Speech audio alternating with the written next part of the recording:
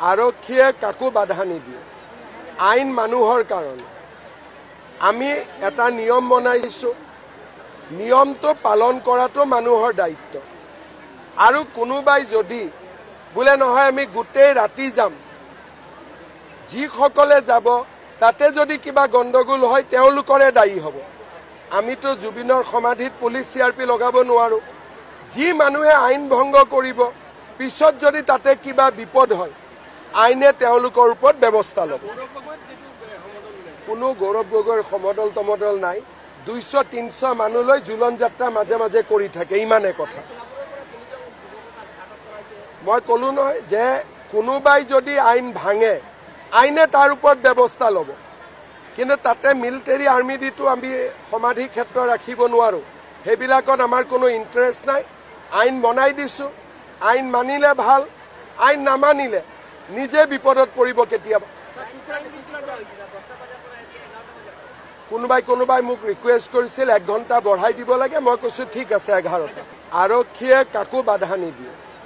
আইন মানুহৰ কাৰণে। আমি এটা নিয়ম বনাই দিছোঁ, নিয়মটো পালন কৰাটো মানুহৰ দায়িত্ব। আৰু কোনোবাই যদি বোলে নহয় আমি গোটেই ৰাতি যাম, যিসকলে যাব তাতে যদি কিবা গণ্ডগোল হয় তেওঁলোকৰে দায়ী হ'ব। আমিতো জুবিনৰ সমাধিত পুলিচ CRP লগাব নোৱাৰোঁ। যি মানুহে আইন ভংগ কৰিব, পিছত যদি তাতে কিবা বিপদ হয়, আইনে তেওঁলোকৰ ওপৰত ব্যৱস্থা ল'ব। কোনো গৌৰৱ গগৈৰ সমদল তমদল নাই।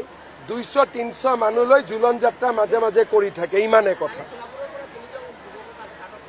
মই ক'লো নহয় যে কোনোবাই যদি আইন ভাঙে, আইনে তাৰ ওপৰত ব্যৱস্থা ল'ব।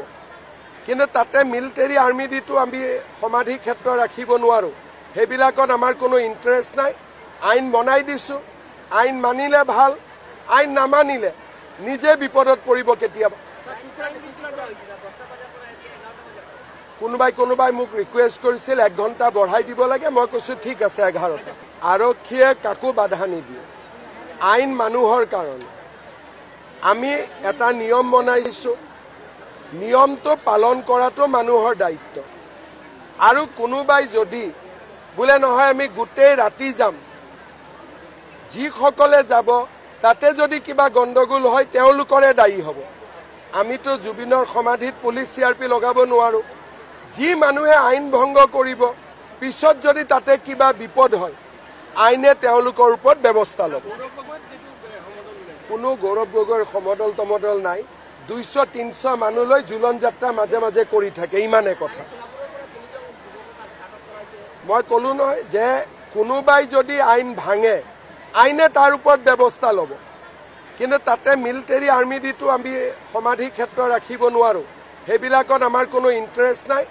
আইন বনাই দিছোঁ, আইন মানিলে ভাল, আইন নামানিলে নিজে বিপদত পৰিব কেতিয়াবা। কোনোবাই মোক ৰিকুৱেষ্ট কৰিছিল 1 ঘণ্টা বঢ়াই দিব লাগে। মই কৈছোঁ ঠিক আছে 11টা। আৰক্ষীয়ে কাকো বাধা নিদিয়ে। আইন মানুহৰ কাৰণে। আমি এটা নিয়ম বনাই দিছোঁ, নিয়মটো পালন কৰাটো মানুহৰ দায়িত্ব। আৰু কোনোবাই যদি বোলে নহয় আমি গোটেই ৰাতি যাম, যিসকলে যাব তাতে যদি কিবা গণ্ডগোল হয় তেওঁলোকৰে দায়ী হ'ব।